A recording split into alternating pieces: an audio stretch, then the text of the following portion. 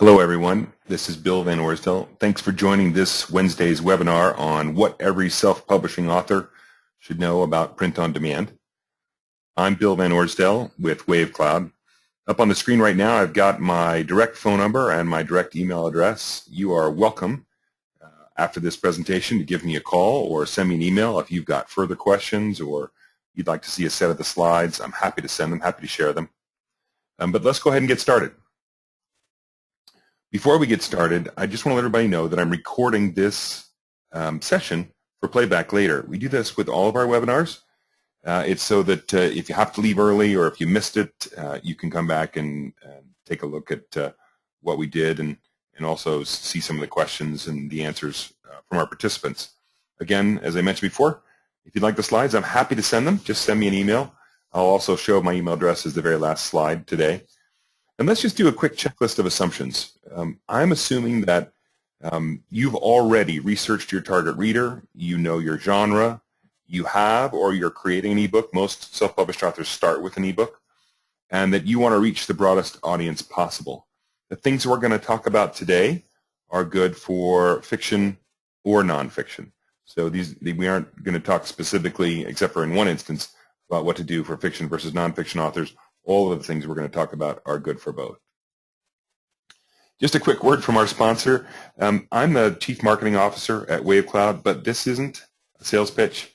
This is not a how to do it, but really a what to do. We've got services that help authors do print on demand, create interior print layouts, create print book covers, do author coaching. We do all that stuff, but there are plenty of authors who get those services elsewhere and are very successful.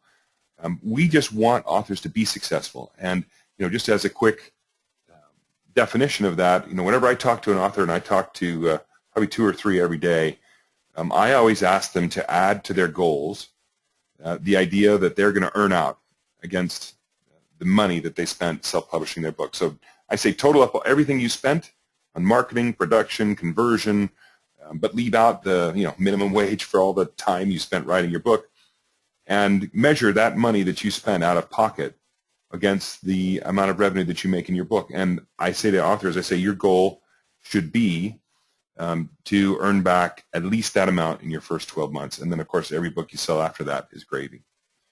I also want this session today to be very, very interactive. So I'm going to launch a couple of polls. In fact, I'm going to launch the first one right now. I'm going to go ahead. You'll see it on your screen. If you just take a minute and click and let me know, how did you first hear about today's webinar? I'll share the results with everybody after everybody has a chance to vote on how you heard about it.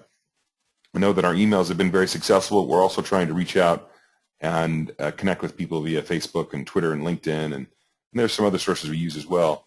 But if you just take a moment and let me know, how did you hear about today's webinar? I'd appreciate it very much.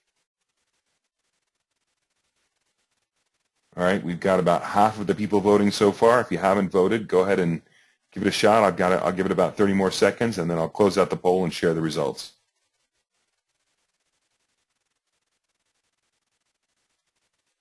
And here's the poll, closing it out, and then I'll share it back to everybody.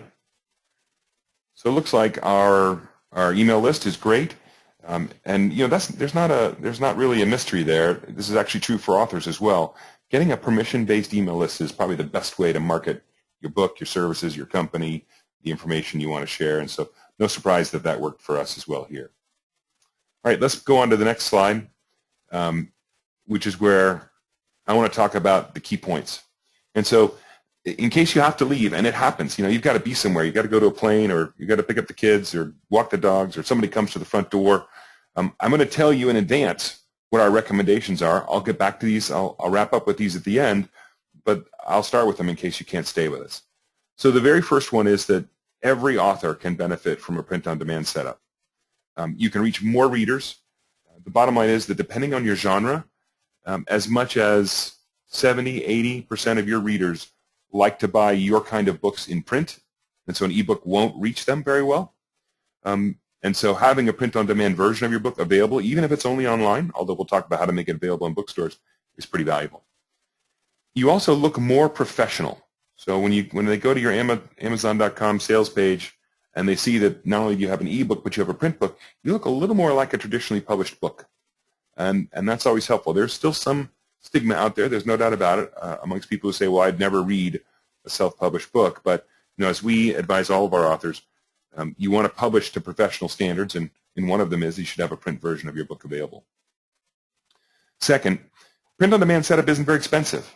Unlike the old days, right? The old days, I say almost before the internet, where you had to go to a printer, a short-run printer usually, and print, say, 1,000, 2,000, 3,000 copies of your book at $2.50, $3, $5, $6 a piece.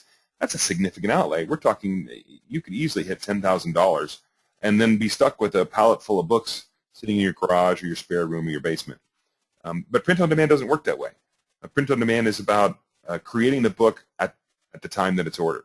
It's very, very effective, and it isn't very expensive. We'll talk about what those expenses typically look like. You should know that when you go to create a print-on-demand book, that it's going to require more work and more elements. I'll talk about what those are, but there is a little more time or expense required when you do a print-on-demand book. Also, we recommend that when you do print-on-demand, that there are two places where you want to set your book up. That's in CreateSpace, which of course is a subsidiary of Amazon, and in the Ingram system. And Ingram has two choices, Ingram Spark, Ingram Lightning Source. We'll talk about those two choices and which one seems to make the most sense. I also recommend that to save costs and to help your book sort of be uniform across channels, that you pick a single common trim size. So we'll talk about what that is and what that means if you're not familiar with it. But you want to pick one trim size to use both in CreateSpace and in the Ingram system. And then, of course, you want to give some thought. The same way you gave some really detailed thought and analysis to how you price your ebook, give the same kind of methodical, intentional analysis to how you price your print-on-demand book correctly. So I'll take a moment and pause. If anyone's got any questions before we get any further, I'll even go ahead and launch Survey 3. I noticed that a couple of you have already asked questions, or you already responded in the question section.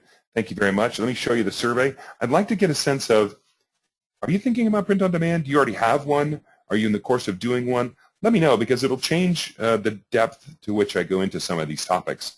And we might skip over the easy stuff or spend more time on the basics. So if you would, take a look at the poll and let me know if you've done a short print run already. Maybe you're planning on print-on-demand. You haven't made up your mind. Tell me where you are in your process, and I appreciate it very much. All right, we've got about 2/3 having voted. Anyone else want to chime in? All right, great. I'm going to go ahead and close the survey. I'll share the results so you can see where you are with your peers. And so here we go. Most of our callers today are planning on but haven't executed their print-on-demand version yet. We've got one section of you, about 10%, that already have it, and another 10% that haven't made up their minds. Okay, so that's good to know.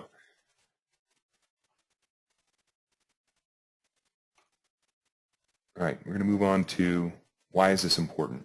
So why do I care about print-on-demand? There's so many tasks. There are so many questions and things to think about as a self-published author when you're bringing your book to market.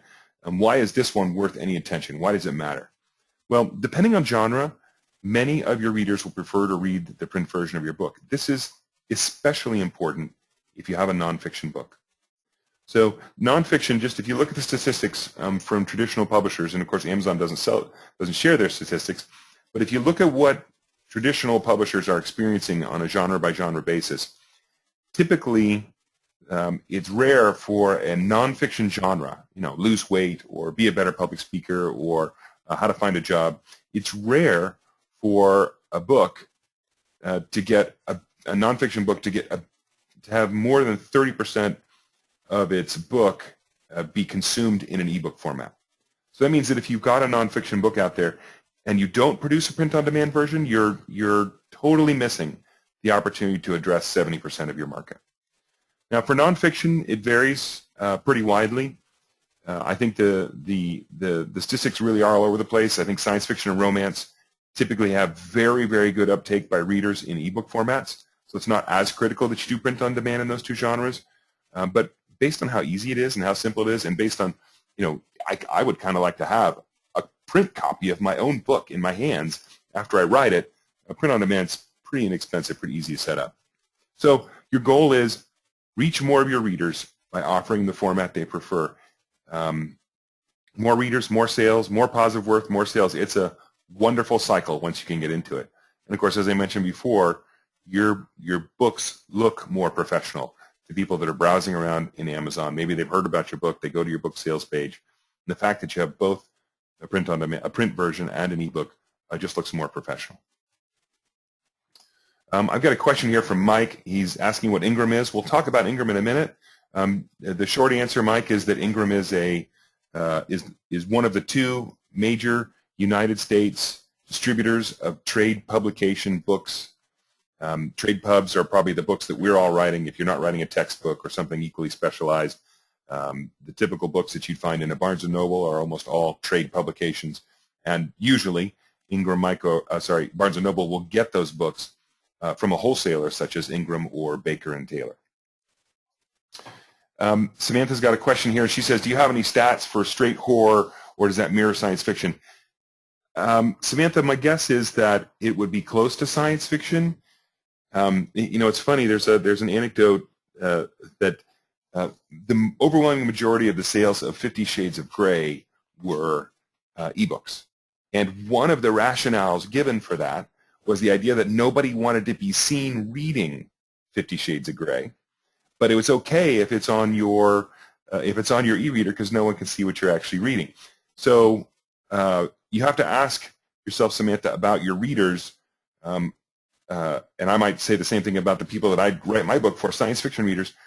Are they a little sensitive about people knowing what kind of book they're reading, and how would horror readers feel about that?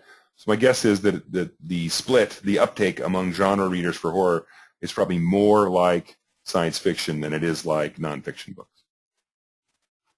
Thanks for the questions. So I talked before about print-on-demand setup, and is it expensive or isn't it? It's really not that expensive. Typically, what I advise the authors that we work with is that when you're having your ebook cover created, when you're having your ebook conversion done, so you're having it created in an EPUB or a Mobi or a PDF or Smashwords friendly version, that you also go ahead and do the incremental cost for the print-on-demand setup as well. Because basically for print-on-demand, here's what you need. You need a press-ready PDF version of your book cover. So, of course, a print book cover has a front face, a spine, and a back face. And when the service, whether you use WaveCloud or somebody else, when they give you back a file, they're going to give you a PDF file. But it's a very specific kind of PDF file. It's in the X1 or X2 or X3 format. It's called press ready, meaning it's ready to be sent directly to a printing press. It's typically higher resolution, higher dots per inch setting. So that's one of the two files you need to do print on demand. The second file that you need to do print on demand is the interior layout, the text. So laying out the text for a print-on-demand file is different than an ebook file because you've got to have headers, you've got to have page numbers, and it's just a little more complex. But it's not that much more complex. And if the artist or the conversion specialist already has your file open and they're working on it, you know, I recommend going ahead and just having the print-on-demand stuff done at the same time. So, you know, as you can tell, at least when we help customers, it's adding an interior layout format to your conversion request. It's $75 to $150 more, depending on the size of your book. Getting the print cover done at the same time your ebook cover is done, that can be $100 to $200 more. Yes, there's a little more content for the back cover, but generally you're going to create that. And we'll talk about what some of those elements are that go on the back cover. But you know, you have to create the blurb on the back of your book. You're probably going to provide the images that go on the back of the book. When the ebook creator is working on the images on the front or the color palette on the front, they can wrap that around the back pretty easily. When you use Ingram, when you go set up your book in the Ingram system, there's a fee, and that fee is usually between, depending on whether you use Spark or Lightning Source, and again, I'll talk about what those two are in a moment. That fee is $45 for Spark, $75 for Lightning Source. And CreateSpace has no setup fee. So the bottom line is that it's like free to set up print on demand in CreateSpace. And we'll talk about why you want CreateSpace versus Ingram. Okay, so I talked before about print covers and how they've got more work to them and some more elements. Why do they cost more money than just the ebook? So number one, of course, it's because you've got two more faces, if you will, to the book. So you've got the spine and you've got the back cover. And also, I talked with a lot of authors about this. There might be a good reason for your ebook cover to be slightly different from your print book cover. Not dramatically different, but slightly different. And here's the core reason. The reason would be that perhaps you've won an award, or perhaps you have a subtitle to your book, excuse me, or perhaps you have your benefit promise, or you've got a blurb from another author or reviewer that you want to show on the front of your book. Typically, on an ebook cover, there's not enough space to blow up that text or that award bug or whatever extra element you'd want to add to the front of your book and have it appear correctly without crowding your composition on your ebook. But when you go to your print version, there is enough room. And so it's always worth considering making your ebook cover your print book cover a little bit different from your ebook cover, depending on those elements. But let's talk about the other things that go into a print cover. So on the back, if you've got a piece of fiction that you've written, you've got to have your log line and your hook. And if you're not familiar with what these are, essentially the log line is the 2 or 3, 4 sentences, maybe 2 paragraphs at the very most, that describes your conflict, your setting, your main characters, and ends with a question, your hook. Will she survive? Will she get the man? Will they repel the alien invasion? Will they discover the source of the blood in the basement? Whatever the answer is. So on the back, you absolutely need the impulse text that causes the browser, when they see your book at the back of the bookstore or on a bookshelf or the back of your room where you're speaking or on the display table, they pick up, they read the back, and they say, I'd really like to know the answer to that question, to that hook. I think I'll buy this book. Similarly, if you have a nonfiction book, on the back of your book has to be a restatement of your benefit promise, and your benefit promise was on the front as well, and your credentials. So on the front of your book, it might say, lose 20 pounds in 20 days. I could benefit from a book like that. And on the back, it'll go into more detail. Lose 20 pounds in 20 days by eating nothing but potato soup. And here's why it works, and here's why I'm the person you can believe that statement from. So I've got a question from Mike. Will the print-on-demand printer provide their specifications, or are they pretty standard for the layout? So Mike, the short answer is that yes, there are some detailed standards that you can collect from both Ingram and from CreateSpace. I'll talk about trim size in a moment, but absolutely there's a set of standards and even some pre-built templates that you could give a cover designer so that they could do exactly the job you want and have a file that you can be certain that CreateSpace would accept. So Joseph asks this question, my book is inspirational, autobiographical, how would I do the back blurb? So Joseph, it's essentially you've got a book that has a benefit promise. You just have to articulate what it is. And the benefit promise might be something like, read my book about how I overcame cancer and find the courage to do so yourself. I don't know, I'm making that up. I don't know what your experience is, Joseph, but you have to think clearly about what is your benefit promise and be able to articulate that both on the front cover and on the back cover, and when you do it on the back cover, do it with more detail. On the back cover of your book, you're typically going to want to continue your front cover image, your theme, your palette of colors. You're going to wrap them through the spine all the way into the back of the cover. You must list on your book the genre. So your genre might be horror, or it might be urban paranormal, or it might be inspirational or autobiography. The reason you put the genre on the back of your book is because if you get some sort of distribution deal in a store, even if it's just as simple as you went down to your local bookstore and they've got a pure consignment offer, having the genre on the back of your book lets somebody who doesn't know you, hasn't read your book, and frankly may not be able to figure it out by looking at your book, know exactly where you, the author, intended it for it to be in the bookstore. So, of course, that means that you've already done this research about your genre, you've been to a bookstore, and you figured out where your book should sit. Definitely put the genre on the back of your book. You also want a valid EAN barcode. And the question about whether it should include price or not is a little bit tricky. You can go to a bookstore and pick up and see back of the book pricing, yes or no. It depends. What I would do is I would use your genre research to answer this question. When you go to the bookstore, look at all the books in your genre that you consider to be competition and see if they include the price in their ISBN or somewhere on the back of their book. Some do, some don't. What you should do is follow the trend that they use. I've got a question here from Ann Osborne. Should we be coming up with a name to publish under other than the author name? That's an excellent question. I think that might be from Kathy or Chai. Sorry if I'm not pronouncing that properly. But the short answer is yes. Even if it's a sole proprietorship, then you definitely want to have an imprint name or a publisher name. You want to look like a traditionally published book, even on your ebook, by the way, so that when you go and look at your ebook listing in Amazon, you prefer that it show. For example, I made up a publisher name for my book, and the publisher of my book, which is my company, will be Singularity Press. So, I write science fiction. Singularity is a science fiction concept. So there you go. It took a little bit of creativity, a couple of glasses of wine, and I had a name for my publisher. You should absolutely use a publisher name.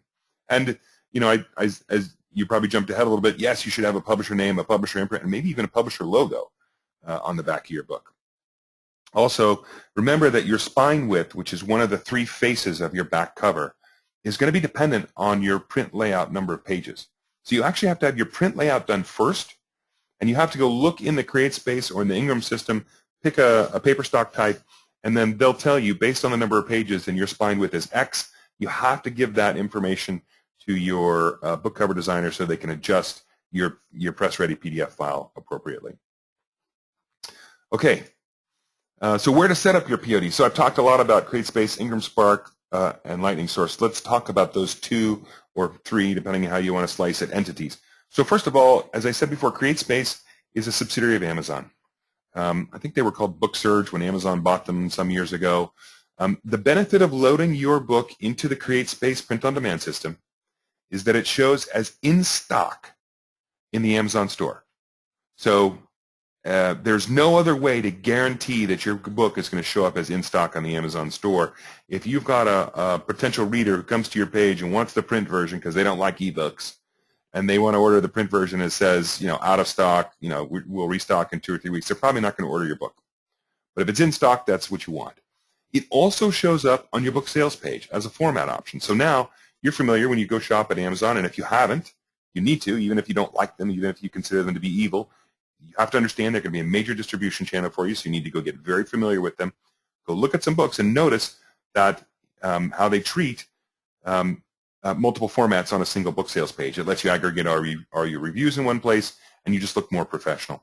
When you set it up in CreateSpace, even though it's free, don't select expanded distribution. And the reason is simple. You will make less money when you sell it through bookstores, and bookstores, seeing that your bookstore is available from CreateSpace or Amazon, they are less likely to want to order your book. So there are many bookstores, especially independent bookstores, who sort of view Amazon as the barbarians at the gate. And if someone walks into the bookstore and says, "I'd like to order a copy of your book," and they look and they see it's a CreateSpace, they might say, well, we can't get that for you. So now let's talk about the other option. After you've set it up in CreateSpace, which I would do first, then I would also give Ingram a thought. And here's why. As I mentioned before, Ingram is one of the 2 largest wholesalers of print books in the United States. And they've set up a print-on-demand operation.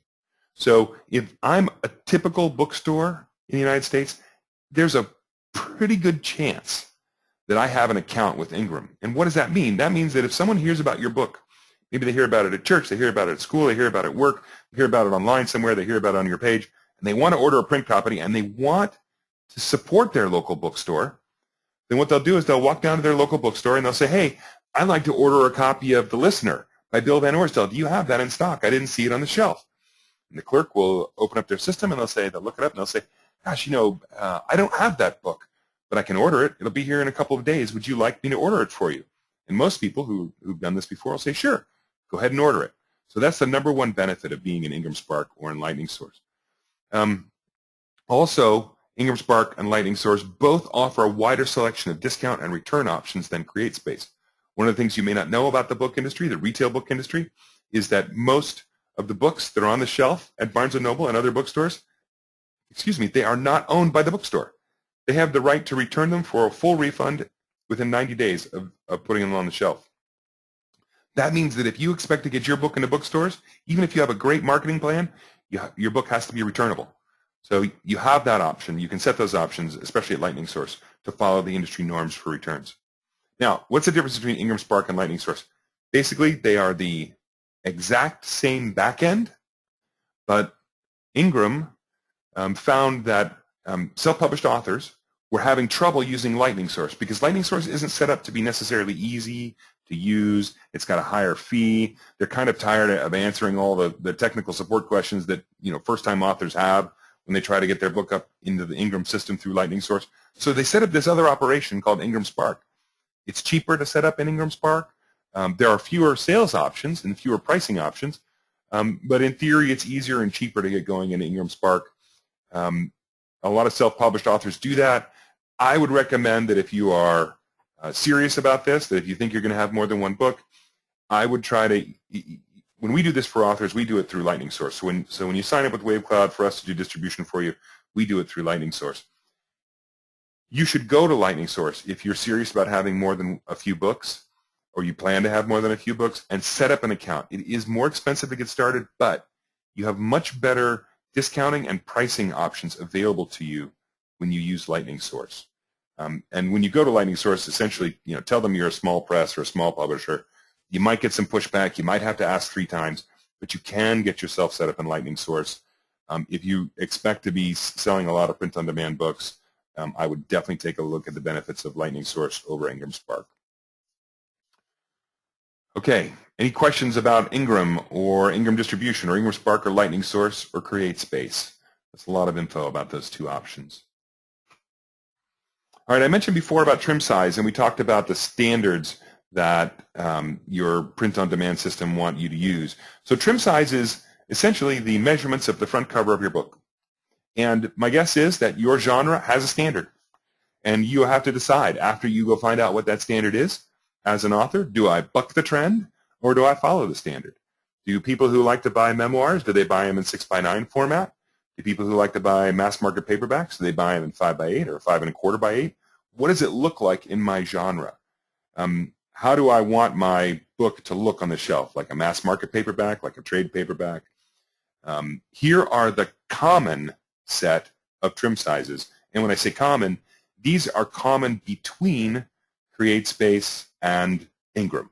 So when you tell your interior layout designer and your print designer to use your trim size target of 5x8 inches or 7x10 inches, they'll produce a single file for the print cover and a single file for the interior layout that you can use at both sources. So they only have to do the work one time. It's cheaper. And you can see that they've got different size limits based on which paper type you choose. This just happens to be from CreateSpace. So when you visit CreateSpace, they can give you templates. They can give you templates to give to your cover designer.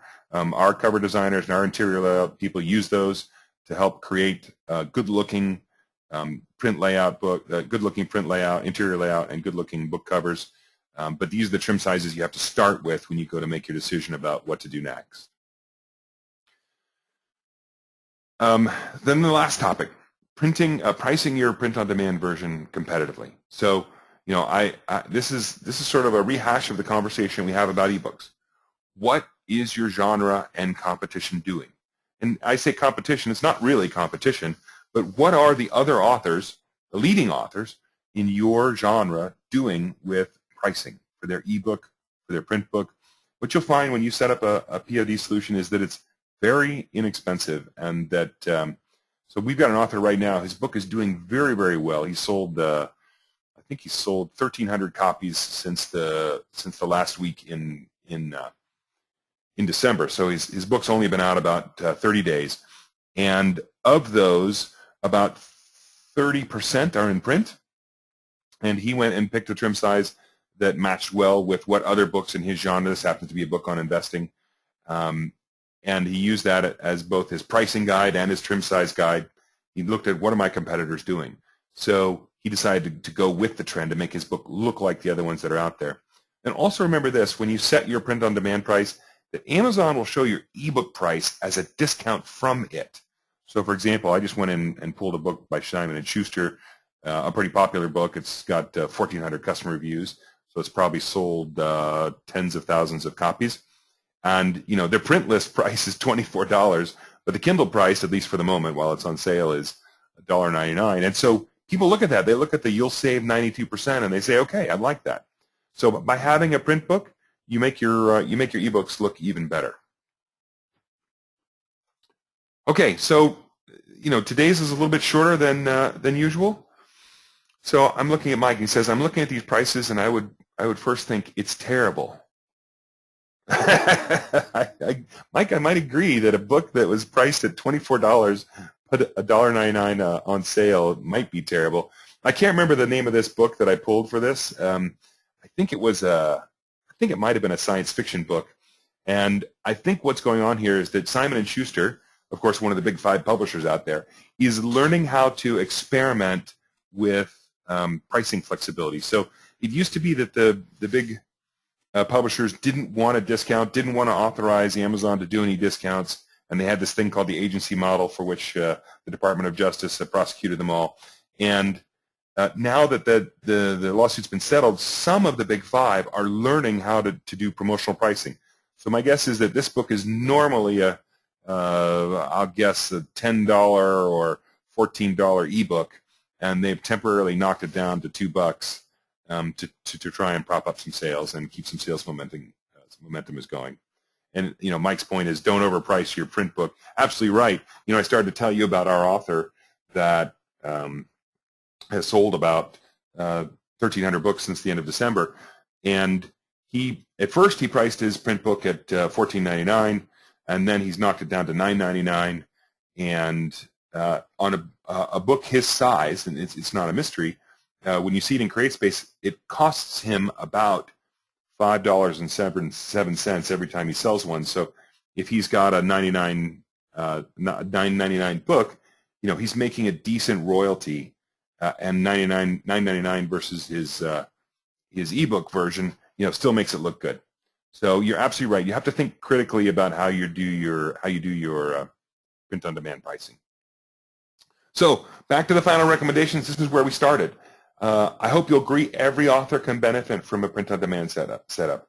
There are still plenty of readers out there that don't have reading devices yet, or have them and don't want to use them as reading devices. You know, they've got tablets. And so they haven't converted over to the digital world yet. And with print-on-demand, you can reach more readers. You can definitely look more professional on your website. Let's see, I've got another question here from Chai.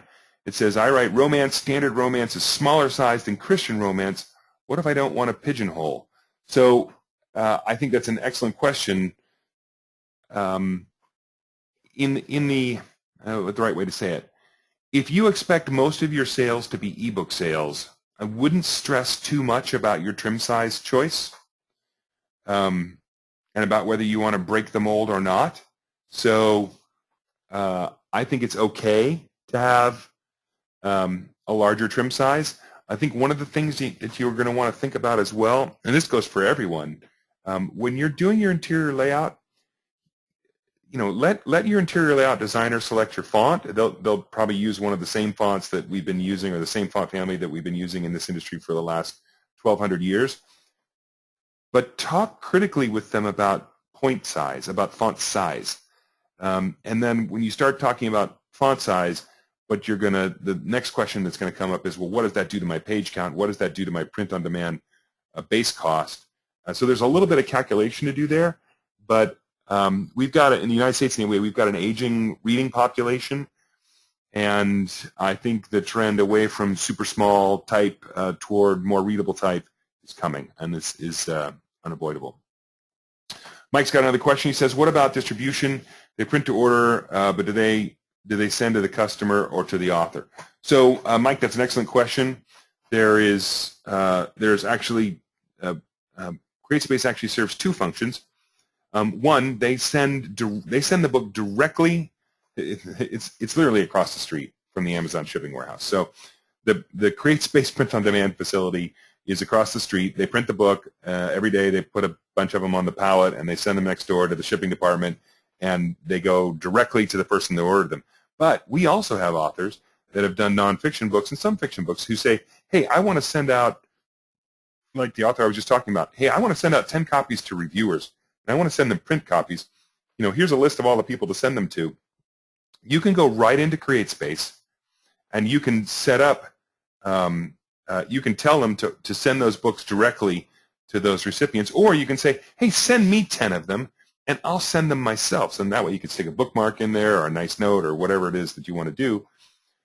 So, Mike, the answer is that they'll ship either directly to the customer or they'll ship to you.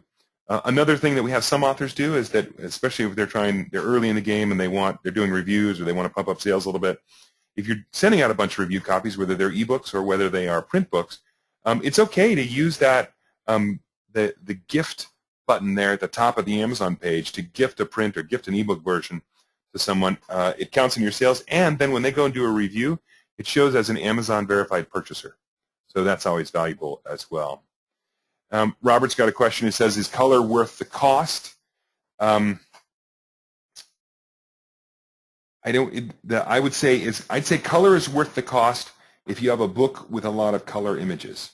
If you've just got some text that's got if you've got a few elements of text that are in a different highlighted color, then I'm not certain about whether it's worth the cost. I do know that it's more expensive. But Robert, if you want to, private message me or send me an email later with a sample of the book or with more details, I'll be happy to answer that because I think it's different for everyone. And then Mike says, that's what I was thinking, distributing using a writer's guide to target and promote offline. Absolutely, Mike. It's very common to use either Ingram or CreateSpace to order a bunch of your books, especially if you're a nonfiction author. It's very common to go to CreateSpace or go to Ingram and say, hey, I need you to drop ship 100 copies of this book to this hotel, this venue where I'm going to be speaking, because I'm going to sell them at the back of the room. So it's very common to use those services for that purpose. I've got a question here by Toxie. What about publicity? Publicity is not really the focus of today's webinar. Publicity really depends a lot on your target market, how well you define your reader base, and what I tell authors is if it's fiction, there's probably a launch that you want to do for your ebook and your print book, and then you want to maybe spend a few weeks flogging your book to your various networks, maybe to a blog tour, but then sort of I would go on and start writing more and write the next book. For nonfiction, it's very different. Nonfiction is about platform building and about permission-based email lists and links at the end of the book. Toxie, I think your book, if I recall correctly, is a fiction book. So that's my basic advice, which is get out there and connect with your audience, but don't flog it too hard. Okay, just finishing up with the final recommendations. So print on demand isn't very expensive. As you saw before, you might add a couple of $100s to the cost of what you're doing, and it gives you a whole other format to work with. It's also nice to get a copy of your book in your own hands that's real. You can put up on your shelf and show to your friends at dinner parties. But do remember that creating a print cover and to some degree an interior print layout requires more work, and there's more elements to it. So whether you do it yourself or whether you hire someone else, be ready with those elements. We recommend that at the very least you do CreateSpace, and that if you want good availability in bookstores, do Ingram as well. But if you're going to do both of them, CreateSpace and Ingram, don't select either of their expanded distribution options. Pick a single common trim size that'll work in both systems. That way your providers or yourself only have to create one set of files. And of course, think critically and methodically about your print-on-demand pricing. And then Samantha says, hey, I'd really like to see a webinar on launching a book. Samantha, thank you for the suggestion. I'd like to put together one of those as well. I'm going to go ahead and launch survey number 4 real quick. Let's see. I'm really curious if we are doing these webinars at a time that makes sense for everybody.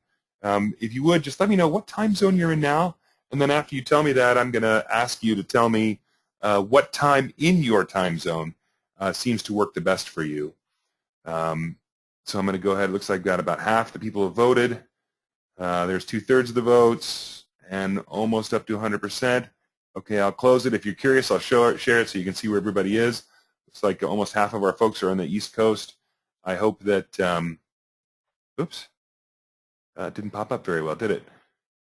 It looks like about half our folks are on the East Coast. I hope that you're all keeping warm. That's all I can say about that.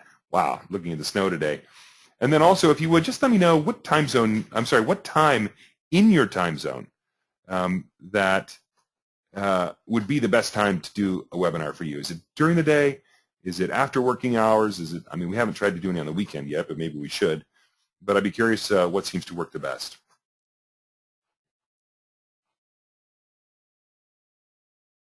All right, fantastic. We've got everybody voted. That's great. So just to wrap up, of course, here's again, my phone number, my email address. You are welcome to reach me directly with any questions you might have. Oops, I just ended the slideshow. Didn't mean to do that. But please feel free to give me a call or an email if there's anything else we can do to help you. I wish you the best of luck with your print-on-demand books. If you need any help with them, we offer some of these services, and we're happy to help. Thanks, everybody, for joining today. I appreciate your support. Have a great day.